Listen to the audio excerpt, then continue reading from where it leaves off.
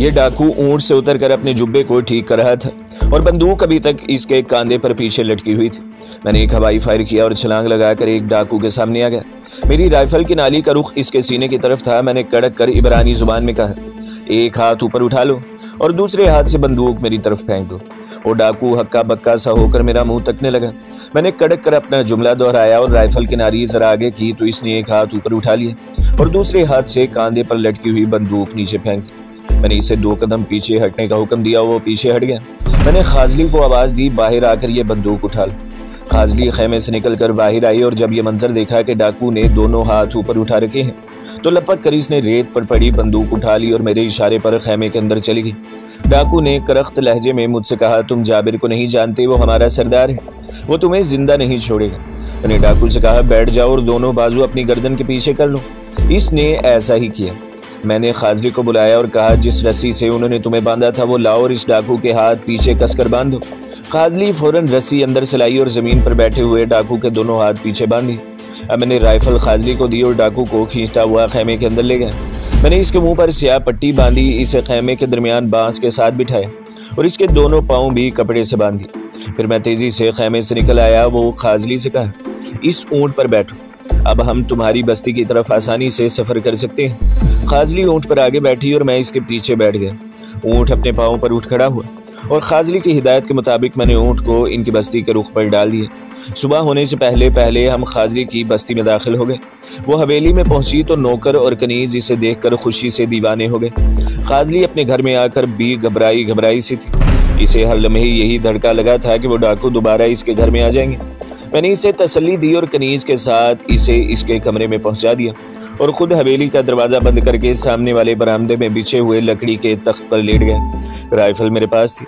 खाजली का नौकर भी बरामदे के फर्श पर इधर उधर चल फिर कर पहरा दे रहा था। इसकी ये ड्यूटी मैंने लगाई थी। तख्त पर लेटे लेटे मेरी आंख लग गई। जब सोकर उठा तो दिन निकला हुआ था। हवेली के सहन में सफ़ेद रोशन धूप फैली हुई थी। नौकर गायब था। इतने में खाजली अपनी कनीज के साथ मेरी तरफ आती दिखाई दी। अगरचे इसने नहा धोकर कपड़े तब्दील कर लिए थे लेकिन चेहरे पर तरद्दुद और फिक्रमंदी के आसार साफ दिखाई दे रहे थे। वो मेरे लिए दूध, अंगूरों का रस और रोटी लाई थी। मैंने सैर होकर नाश्ता किया। मुझे इसकी अशद ज़रूरत थी। वो बार बार डाकुओं का जिक्र कर रही थी। एशकोल इस इलाके के डाकू बदला लेना कभी नहीं भूलते, वो ज़रूर आएंगे। तुम यहाँ से मत जाना, मेरा खामद जब तक नहीं आ जाता। मैंने इसे तसल्ली दी, जैसे वो कहती है वैसे ही होगा। तुम फिक्र मत करो, जब तक तुम्हारा खामद नहीं आ जाता मैं यही रहूँगा। नौकर कहवा ले आया। मैंने इकट्ठे कहवा पिया। फिर खाजली कहने लगी, तुम्हारे कपड़े फट गए हैं, मैं तुम्हें नए कपड़े देती हूँ, वो पहन लो।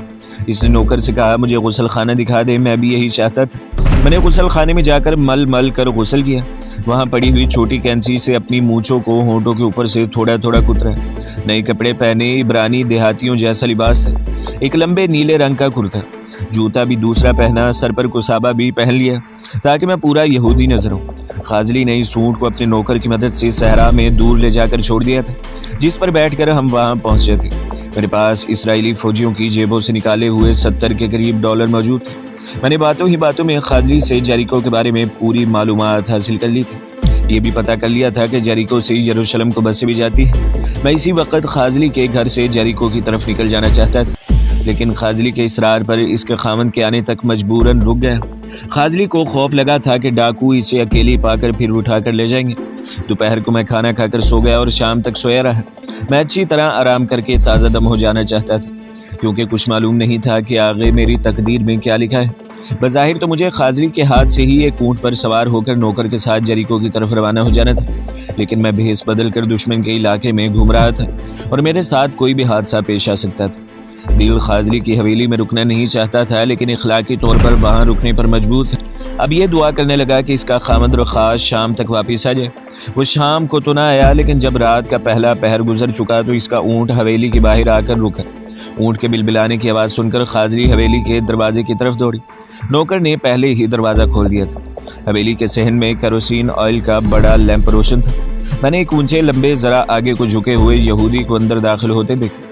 इसने यहूदी जिम्मेदारों जैसा कीमती लिबास पहन रखा था।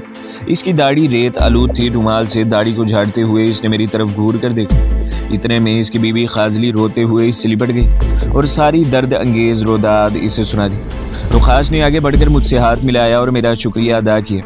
जाने क्यों इसकी आंखों में मुझे एक ऐसी चमक दिखाई दी थी जो मैं नहीं देखना चाहता था और जिसने मुझे यकदम से चौकन्ना कर दिया। रात का खाना रुखाश ने मेरे साथ खाया और इसने सरसरी तौर पर मेरे बारे में पूछा। मैंने वही बयान दोहराया कि यरूशलेम में फर्नीचर का कारोबार करता हूँ। एक दोस्त के साथ सहरा में हिरन का शिकार खेलने निकला था कि आंधी में एक दूसरे से बिछड़ गए। रुखाश ने मुझसे किसी किस्म का सवाल न किया। वो बार बार मेरा शुक्रिया अदा कर रहा था कि मैंने इसकी बीवी की इज्जत बचा ली थी। मैं रात को ही वहाँ से निकल जाना चाहता था, लेकिन रुखाश ने यह कहकर मुझे रोक लिया कि सुबह वो इसे अपने ऊँट पर नौकर के साथ रवाना कर देगा। ये मेरा नौकर तुम्हें खुद जेरिको छोड़ आएगा। रात को इसके रास्ता भूल जाने का खतरा है। मुंह अंधेरे चलोगे तो दिन निकलने से पहले पहले पहुंच जाओगे। ना जाने क्यों अब वहाँ मेरा दिल नहीं लगता था। मेरी छठी हिस्स मुझे बार बार कह रही थी कि यहाँ से भाग चलो, लेकिन रुखाश की पुरखुलूस बातें और इसकी अखलाक की वजह से मैं इनकार न कर सका और रात की रात वहाँ ठहर गया। मेरा बिस्तर बरामदे में लगा दिया गया था। आधी रात तक मैं जागता रहा, करवटें बदलता रहा। कई बार ख्याल आया कि उठकर हवेली से निकल जाऊं, मगर इसे कुछ बद अखलाकी समझकर लेटा रहा। फिर न जाने किस वक्त मुझे नींद ने आ लिया। कोई मुझे कंधे से हिला रहा था। मैंने हड़बड़ाकर आंखें खोल दी। रुखाश का नौकर मुझ पर झुका हुआ था। सफ़र की तैयारी कर ले आकर मैं जल्दी से उठ बैठा, नहा धोकर कपड़े पहने। मेरी राइफल रुखाश ने मुझसे ये कहकर मांग ली थी कि इसे इसकी ज़रूरत होगी। क्या मालूम डाकू कब इसकी हवेली पर धावा बोल दे। ये राइफल इसराइली फौजी की थी और इस पर रेजिमेंट का नंबर लिखा हुआ था, लेकिन रुखाश एक देहाती आदमी था। मैंने यही ख्याल किया कि वो इसे कहाँ पहचान सकेगा। मैंने इसे राइफ़ल के बारे में यही बताया कि मैंने एक रिटायर्ड फ़ौजी से यरूशलेम में ख़रीदी है। मुझे अब राइफ़ल की ज़रूरत भी नहीं थी, बल्कि वो उल्टा मुझे जेरिको में पकड़वा सकती थी। चुनांचे मैंने खुशी से राइफ़ल रुखाश को पेश कर दी। जब मैं इसके नौकर के साथ सफ़र पर रवाना होने लगा तो इसने बंद लिफाफा नौकर को दिया और कहा, जेरिको में मेरे भाई उज़ान को यह ख़त दे दे। फिर मेरी तरफ मुतवज्जा होकर बोला, एशकोल जेरिको में मेरे भाई के हाँ ही क़याम करना। तुम्हारी मेज़बानी हमारे ख़ानदान का फ़र्ज़ है। तुमने हमारे ख़ानदान की इज़्ज़त बचाई है। मैंने अपने भाई को सब कुछ ख़त में लिख दिया है। वो ख़ुद तुम्हें यरूशलेम जाने वाली बस में सवार कर देगा। मैंने रुखाश का शुक्रिया अदा किया। हवेली के बाहर तक खाजली भी अपने खामन के साथ मुझे छोड़ने आई। मैं ऊँट की पिछली सीट पर और नौकर अगली सीट पर बैठ गए और हम अपने सफ़र पर रवाना हो गए। रुखाश के नौकर के साथ मैं जेरिको के सफ़र पर रवाना ज़रूर हो गया था, लेकिन तबीयत कुछ बेचैन सी थी। इस बेचैनी की कोई वाज़ेह वजह मेरे पास नहीं थी। दिल में खामखा के वसवसे पैदा होने लगे थे। मैंने अपनी इसी नफ्सियाती कशमकश पर गौर किया तो मुझे इसके पस मंज़र में खाजली के खामद रुखाश की दिल में उतरती हुई तेज़ आंखें नजर आईं। इसने जब पहली बार मुझे घूर कर देखा तो मुझे इन आंखों में कई सवाल तैरते नजर आए। कहीं इसे मुझ पर शक तो नहीं हो गया था। फिर ख्याल आया कि ये शहर से दूर दराज एक गाँव में रहने वाला ज़िम्मेदार है। इसे तालुबैब की सियासी सरगर्मी और इंटेलिजेंस के झमेलों से क्या सरोकार हो सकता है। और फिर इसके बाद रुखाश की तरफ से मुझ पर किसी किस्म के शुबे का इजहार नहीं किया गया था। हो सकता है ये मेरा वहम हो और अपने बारे में ज़्यादा मोहतात रहने का नतीजा हो। हमारा सफ़र जारी था। रात के पिछले पहर में सहरा का धुंधला हुसन बेनज़ीर था। रुखाश के नौकर से मैंने इसका नाम नहीं पूछा था। इसकी ज़रूरत नहीं थी। वो ऊँट गांव की तंग सी गली में निकलकर अंगूर और इंजीर के बागात वाली कच्ची दीवार के करीब से होता हुआ सहरा की लामहदूद वसतों में दाखिल हो गया। हमने अपने साथ पानी की छागल और खुश्क अंगूर और खुश्क इंजीर रख ली थी। नौकर सहरा में ख़ास रास्ते पर चल रहा था। आसमान सितारों से भरा हुआ था। ठंडी खनक हवा चल रही थी। मेरा गाइड यानी रुखाश का नौकर बड़ा बातूनी निकला। वो यरूशलेम के मज़ाफ़ात का रहने वाला था और तालुबैब में कई साल तक टैक्सी चलाता रहा था। इसने तालुबैब के होटलों और क्लबों की खुफिया हिजान खेज़ दास्तानें छेड़ दी थी। फिर यरूशलेम की वो बातें करने लगा। वो यरूशलेम में भी 1 साल तक किसी कारखाने में नौकरी करता रहा था। वो मुझसे पूछने लगा कि मेरा घर यरूशलेम के किस मोहल्ले में है। मैंने एक मोहल्ले का नाम ले लिया और वो इस मोहल्ले से वाकिफ़ था। जब इसने कुछ आदमियों का नाम लिया तो मैंने मौजू बदल दिया कि कहीं मुझसे कोई घपला ना हो जाए। इस नौकर की उम्र ज़्यादा नहीं थी, अभी 30 बरस का भी नहीं था। मैंने इससे मोहब्बत की बातें शुरू कर दी कि अब तक इसने कहाँ कहाँ मोहब्बत की है। वो ज़ोर से हंसा और इसने इब्रानी ज़ुबान में किसी कदीम शायर का एक शेर पढ़ दिया। यूं ही बातें करते करते हमने आधे से ज़्यादा फासला तय कर लिया। जब पूह फट रही थी तो हम एक निखलिस्तान में पहुँच गए। यहाँ उतरकर थोड़ी देर आराम किया। ऊँट को चलने और पानी पीने के लिए छोड़ दिया। थोड़ी खुश्क इंजीरें खाई। मैंने नौकर से रुखाश के भाई के बारे में पूछा, जिसका नाम रुक्का लेकर हम इसके यहाँ जा रहे थे। नौकर ने हाथ आंखों पर रखकर कहा, वो बड़ा नेक दिल इंसान है। मैं जब भी इसके यहाँ अंगूरों का मटका लेकर गया हूँ मुझे $15-20 इसने ज़रूर दिए हैं। बड़ा मजहबी आदमी है। मैं तो इबादत गाह अब कभी कभार ही जाता हूँ। मगर मेरे मालिक रुखाश का ये भाई उज़ान रोज़ इबादतगाह में जाता है। मैंने क़स्दन इससे पूछा कि उज़ान का ताल्लुक जेरिको के सियासी सैडरों और सरकारी अफसरों से भी है। मुझे बार बार ये एहसास होने लगा था कि कहीं मुझे किसी जाल में तो नहीं फंसाया जा रहा। नौकर बोला, उज़ान बड़ा मजहबी आदमी है, वो लीडरों और सरकारी अफसरों से दूर भागता है। वो तो खामोश तबीयत वाला है, बहुत कम बात करता है। आप इससे मिलकर बहुत खुश होंगे। अब मेरी शदीद ख्वाहिश हुई कि वो ख़त पढ़ा जाए जो रुखाश ने अपने भाई उज़ान को लिखा है। मैंने नौकर से कहा, ज़रा दिखाओ तो रुखाश ने ख़त में क्या लिखा है। मैं नहीं चाहता कि उज़ान मेरी ज़्यादा खातिरदारी करे। रुखाश ने ज़रूर लिखा होगा कि अशकोल की बड़ी खिदमत करे, इसने मेरी बीवी की जान बचाई है। रुखाश के नौकर ने थैले से लिफाफा निकाल कर मुझे दे दिया और कहने लगा, सर आपकी खिदमत तो अब हमारा फ़र्ज़ बन गई है। सच तो ये है कि अगर आप ना होते तो हमारी मालकन का डाकुओं के शिकंजे से अपनी इज्जत बचा कर निकल आना नामुमकिन था। आप ख़त पढ़ लें। मालिक ने अपने भाई को ताकीद की होगी कि वो आपकी खूब खिदमत करे। ख़त एक सफ़ेद कागज़ पर लिखा था और लिफाफा बंद नहीं किया गया था। ये इब्रानी ज़ुबान में 6 सितरी ख़त था। रुखाश ने वाकई अपने भाई को मेरी बेहद तारीफ़ करने के बाद लिखा था कि अशकोल हमारा सबसे मुअज़्ज़ज़ मेहमान है, इसकी खिदमत में कोई कसर न रखना। नीचे ख़ास तौर पर एक सतर बढ़ाई गई थी कि अशकोल को अगर रकम की ज़रूरत हो तो इसे ज़रूर दे देना ताकीद है। ख़त पढ़कर मेरे दिल में रुखाश के बारे में जो शुबहात पैदा हुए थे वो सब के सब दूर हो गए। मैंने ख़त पढ़कर इसे लिफाफे में डालकर रुखाश के नौकर के हवाले कर दिया। थोड़ी देर बाद हम ऊँट पर सवार हुए और अपने सफ़र पर चल दिए। जिस वक़्त हम जेरिको शहर के दरवाजे में से गुजर रहे थे दिन निकल आया था। ये सफ़र मुख्तसर सा था और बड़े सुकून और आराम के साथ पिछले पहर की खनक हवाओं में तय हो गया था। उज़ान का मकान जेरिको शहर के एक बाजार की नुक्कड़ पर वाक़ था। जेरिको एक मुख्तसर मगर इंतहाई कदीम शहर था। यहाँ कुशादा बाजार भी थे और तंगो तारीख ढकी हुई गलियाँ भी थी। चंद एक जदीद इमारतें बिछी हुई थी। शहर के दरवाजे के बाहर खेत और खजूर के बेशुमार बाग थे। यहाँ भी यरूशलेम की तरह अक्सर औरतों की आंखें नीली थी और बाल सुनहरी थी। उज़ान की छोटी सी हवेली थी, इसका दरवाज़ा खुला था। हमारा ऊँट हवेली के सहन में दाखिल हुआ तो झरोके में से किसी औरत ने झांक कर देखा। शायद इसने रुखाश के नौकर को पहचान लिया था। उज़ान ने खुद मकान के बरामदे में आकर हमारा इस्तकबाल किया।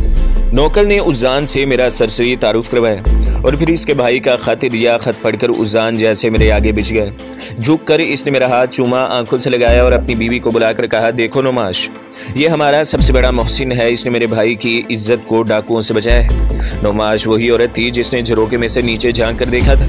ज़रा पुख्ता उम्र की यहूदन थी, जिस्म मजबूत और माथा चौड़ा था।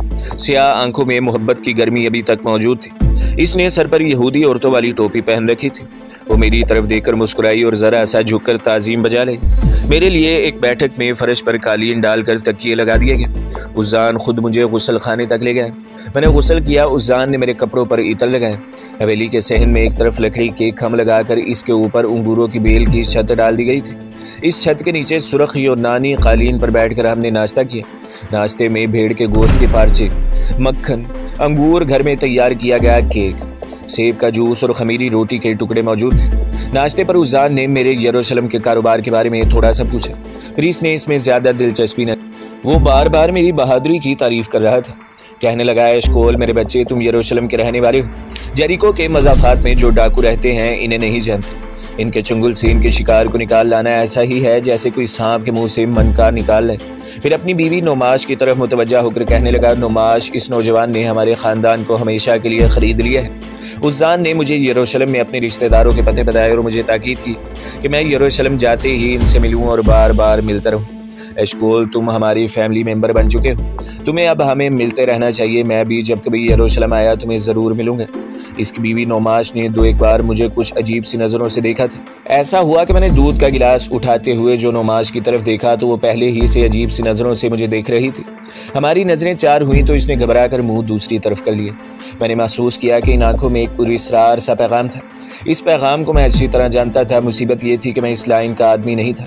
मेरे सामने एक आला मकसद था और जिन लोगों के सामने ज़िंदगी का कोई अरफा मकसद होता है इन्हें ऐसी फरवाद से कोई दिलचस्पी नहीं होती। ताहम मैंने एक बात ज़रूर महसूस की थी कि उज़ान की बीवी की आंखों में बेपनाह कशिश और जादू था। उज़ान नाश्ता ख़त्म करके सबसे पहले उठा। वो नीले रुमाल से मुँह पूछता हुआ बोला, मैं दोपहर के खाने के लिए खुद बाजार से गोश्त लाता हूँ, तुम थके हुए हो जब तक आराम करो। फंजान मेरे हाथ में था और मैं कहवा पी रहा था। इसकी बीवी ने अपने खामन की तरफ गहरी निगाह से देखा। मैंने कोई ख्याल न किया और उज़ान से कहा कि नौकर ले आएगा, आप क्यों तकलीफ़ करते हैं। उज़ान मुस्कुराया और बोला, मैं अपने मुअज़्ज़ज़ मेहमान की मेज़बानी का काम नौकरों पर नहीं डाल सकता। वो चला गया तो मैंने कहवा ख़त्म करके सिगरेट सुलगा लिया और गाँव तकिए से टेक लगाकर हल्के हल्के कश लगाने लगा। उज़ान की बीवी अपने कहवे का फंजान वहीं दस्तरखान पर रखकर अपने कमरे की तरफ बढ़ी। मैंने महसूस किया कि वो कुछ बेचैन सी हो रही है। ये तमाम एहसासात मेरी छठी हिस्स के मरहूने मिन्नत थे जो यकलख्त बेदार हो गई थी। रुखाश का नौकर भी चंद सेकंड्स के बाद जूता पहनकर उठा और गुसल खाने की तरफ बढ़ा। मैं दस्तरखान पर अकेले रह गया था। इतने में मुझे हल्की सी शी की आवाज़ सुनाई थी। मैंने पलट कर देखा, उज़ान की बीवी नोमाश अपने कमरे के दरवाजे की ओट में खड़ी थी और मुझे इशारे से अपनी तरफ बुला रही थी। मैं एकदम से चुकन्ना हो गया। खतरा मेरे सर पर मंडला रहा था। मैंने फंजान दस्तरखान पर रखा और तेज़ी से उठा, जूता पहना और नोमाश के कमरे में चला गया। इसने फ़ौरन ही दरवाज़ा बंद कर दिया और मेरा हाथ अपने हाथ में लेकर बोली, एशकोल, तुम फौज के भगवाड़े हो। रुखाश ने तुम्हारे बारे में मेरे खामद को खुफिया ज़ुबान में ख़त में इशारा दिया है कि एशकोल सरकारी राइफ़ल चुरा कर फौज से भागा हुआ सिपाही है। इसे पुलिस के हवाले कर दो। मेरा खामद पुलिस को लेने गया है। मेरे पाँव तले की ज़मीन निकल गई। अगरचे मेरे पास पाकिस्तानी और मिस्री जासूस होने का राज इनमें से किसी पर भी नहीं खुला था और वो लोग मुझे इसराइली फ़ौज का भगोड़ा समझ रहे थे। लेकिन एक बार पुलिस ने पकड़ लिया तो ये राज ज़्यादा देर तक राज नहीं रह सकता था। नोमाश ने अभी तक मेरा हाथ अपने हाथ में ले रखा था और मेरी तरफ मायने खेज नज़रों से तक रही थी। मैंने सरगोशी में कहा, फ़ौज में मेरी एक अफसर से दुश्मनी हो गई थी, इसलिए राइफल लेकर भाग निकला। नोमाश, तुमने मुझे आने वाले ख़तरे से खबरदार किया है तो अब मुझे यहाँ से निकाल दो। नोमाश ने मेरा हाथ दबाया और बोली, मैंने तुम्हें इसीलिए बुलाया है। रुखाश के नौकर पर भरोसा न करना, वो इन सब से मिला हुआ है। मैंने इसी से उज़ान को ये बात करने सुना है और ये लोग पुलिस की खुशनुदी हासिल करने के लिए ऐसा कर रहे हैं। तुम मेरे साथ हो। नोमाश मुझे अपने कमरे के अकबी दरवाजे से निकाल कर एक तंगो तारीक कोठरी में ले आई जहाँ टूटा फूटा सामान भरा पड़ा था। वो आगे आगे चल रही थी और इसके लिबास मशी की वस्ता के कदीम पुरस्रार रोमान परवर दास्तानों जैसे तलिस्मी खुशबू आ रही थी। कोठरी के कोने में वो एकदम रुक गई। मैं रुकते रुकते इससे टकरा गया। इसने अपना निचला होंठ दांतों में दबा लिया और मेरी तरफ देखा। फिर तेज़ी से थाम कर बोली, इस तहखाने में छुप कर बैठ जाऊँ। जब तक मैं ना हूँ इसी जगह खामोश बैठे रहना, जल्दी अंदर चले जा। वो मेरे इतने करीब थी कि इसका गर्म खुशबूदार मशी की वस्ताई सांस मेरे चेहरे को चुराहा था। ये यहूदी औरत मेरे लिए इस वक्त फरिश्ता रहमत बनकर इस घर में नमूदार हुई थी। मैंने इसका हाथ दबाकर दिली शुक्रिया अदा किया और छोटे से दरवाजे से गुजरकर अंधेरे में उतर गया। लकड़ी की छोटी सी सीढ़ी से उतरकर मैं एक संदूक नुमा तंग और नीम तारीक तहखाने में आ गया जो आधा शायद अनाज की बोरियों से भरा हुआ था। छत के पास एक सलाखदार छोटा सा रोशनदान था जिसमें से ताज़ा हवा और हल्की हल्की दिन की रोशनी अंदर आ रही थी। मैं बोरियों के साथ लगकर फर्श पर बैठ गया। इसके बाद बाहर जो कुछ हुआ वो मुझे उज़ान की बीवी नोमाश की ज़ुबानी मालूम हुआ। इनको मैं आपकी दिलचस्पी के लिए वाक़यात के तसलसल के साथ यहाँ बयान करना ज़्यादा बेहतर समझता हूँ। नोमाश ने मुझे तहखाने में बंद करने के बाद कोठरी का दरवाज़ा बंद करके आगे लिपटी हुई चटाई अपनी जगह पर दरवाजे के साथ खिड़की की कोठरी से बाहर निकाल कर इसके दरवाजे को बंद करके ताला लगाया और अपने कमरे से बाहर इस जगह पर आ गई जहाँ थोड़ी देर पहले हम लोग नाश्ता कर रहे थे। रुखाश का नौकर गुसल खाने से निकल आया था और कुछ परेशान सा नजर आ रहा था। नोमाश जानती थी वो किस लिए परेशान है। इसने कनीज़ को आवाज़ दी और कहा कि दस्तरखान उठाए। फिर रुखाश के नौकर की तरफ मुतवज्जा होकर पूछे, रुखाश की बीवी को जाकर मेरी तरफ से कहना कि कुछ देर के लिए हमारे यहाँ आ जाए। डाकुओं ने इसका घर देख लिया है। नौकर जैसे चौंक सा पड़ा, जाहिर है वो कुछ और ही सोच रहा था। बोला, बहुत अच्छा, मैं कह दूंगा। फिर इधर उधर देखते हुए पूछने लगा कि अशकोल कहाँ चला गया। कनीज़ आकर बर्तन तश्त में रखने लगी थी। नोमाश इसकी मदद करने लगी। बेनियाजी से बोली, कह रहा था कि मैं बाजार से सिगरेट लेने जा रहा हूँ। मैंने तो कहा था कि यही नौकर से मंगवा देती हूँ मगर वो न मान। रुखाश का नौकर कान खुजाता हुआ बाहर निकल गया। नोमाश खूब जानती थी कि वो कहाँ और क्यों बाहर गया है। इतने में मकान के बाहर बाजार में बड़ी तेज़ी से एक जीप के रुकने की आवाज़ है। उज़ान इसराइली पुलिस को लेकर आ गया था। वो पुलिस की वर्दी पोस्ट सिपाहियों के हमरा तेज़ी से अंदर दाखिल हुआ। इसकी बीवी नोमाश ने अब अदाकारी शुरू कर दी। नोमाश ने चेहरे पर तशवीश के तासुरात पैदा करते हुए कहा, खैरियत तो है उज़ान, पुलिस तुम्हारे साथ क्यों है? उज़ान सर झटक कर बोला, तुम ये बताओ मेहमान एशकोल का है, ये बहुत ज़रूरी है। नोमाश ने कहवे की चैनक कनीज़ को पकड़ाते हुए कहा, वो तो अभी बाजार सिगरेट लेने गया है। कह रहा था कि मैं सिगरेट खरीद कर अभी आता हूँ। इस असना में इसराइली पुलिस का इंस्पेक्टर गुसल खाने का दरवाज़ा खोलकर अंदर झांक चुका था। जब इन्हें मालूम हुआ कि अशकोल मकान से बाहर गया है तो वो सब बाहर को दौड़े। नोमाश का खामद उज़ान भी इसके साथ। नोमाश ने इत्मीनान का सांस लिया। थोड़ी देर बाद ही ये लोग वापस आ गए। उज़ान का सांस फूल रहा था। इसके साथ इंस्पेक्टर भी था। आते ही बोला, अशकोल है। नोमाश रुमाल से कोने में मेज़ पर रखे चमड़े के गुलदान को साफ कर रही थी। वो भी बज़ाहिर परेशान सी होकर इसके पास आ गई और बोली, वो तो नहीं आया, आखिर बात क्या है उज़ान, कुछ मुझे भी तो बताओ। इंस्पेक्टर कुर्सी पर नाउमीद सा होकर बैठ गया। उज़ान ने कहा, एशकोल हमारी फ़ौज का भगोड़ा था, वो फ़ौज का असला चुरा कर भाग गया था। तुम जानती हो कि मैंने हमेशा कानून की मदद की है। नौमाश बोली, उज़ान ये बात थी तो तुमने पहले मुझे क्यों न बताया, मैं इसे कभी यहाँ से बाहर ना निकलने देती, तुमने मार्केट में देखा। उज़ान भी तख्त पर बैठ गया और सर पर बंधा हुआ रुमाल उतार कर अपना चेहरा पूंछते हुए बोला, इसे ज़रूर शक पड़ गया होगा, इसलिए मेरे बाहर निकलते ही वो फरार हो गया। यहूदी पुलिस इंस्पेक्टर ने नुमाश की तरफ मुतवज्जा होकर पूछा, बहन कहीं वो मकान में ही तो नहीं छुप गया। नुमाश बोली, वो तो मेरे सामने बाहर बाजार में निकला था, मैंने खुद इसे सामने वाले दरवाजे से निकलकर बाजार में जाते देखा था। वो कुछ घबराया हुआ था और तेज तेज चल रहा था। इंस्पेक्टर ने उज़ान के कंधे पर हाथ रखा और उठते हुए बोला, उज़ान तुम्हारी फर्ज शनासी का शुक्रिया, मगर ये भगोड़ा जरीको से बचकर नहीं निकल सकता। मैं शहर की नाकाबंदी करवा रहा हूँ, तुम भी ख्याल रखना है। वैसे मैं एक सफ़ेद पोश सिपाही तुम्हारे घर के बाहर निगरानी के लिए छोड़े जा रहा हूँ। इतने में रुखाश का नौकर भी हाँपता कांपता आ गया। उज़ान ने पूछा, कुछ पता चला? नौकर ने नफ़ी में सर हिलाया और कालीन पर बैठ गया। पुलिस इंस्पेक्टर बोला, फिक्र न करो उज़ान, हम इसे बहुत जल्द पकड़ लेंगे। पुलिस इंस्पेक्टर तेजी से बाहर निकल गया। नौमाश अदाकारी करते हुए अपने खामद पर बरस पड़ी, तुमने कभी अपने दिल की बात मुझे नहीं बताई, तुमने हमेशा मुझे नौकरानी समझा है। अगर तुम पहले से मुझे बता देते तो मैं भला एशकोल को कभी बाहर जाने देती।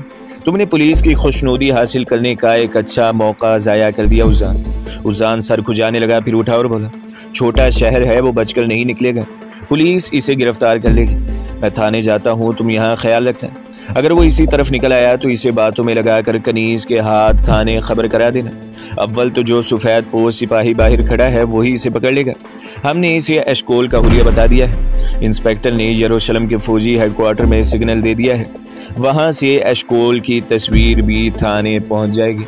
तो दोस्तों, अगली किस्त देखने के लिए हमारे चैनल को सब्सक्राइब करें, वीडियो को लाइक करें और बेल के आइकॉन को भी दबा दें, ताकि हर जो आने वाली वीडियो है वो आपको सबसे पहले मिलती रहे।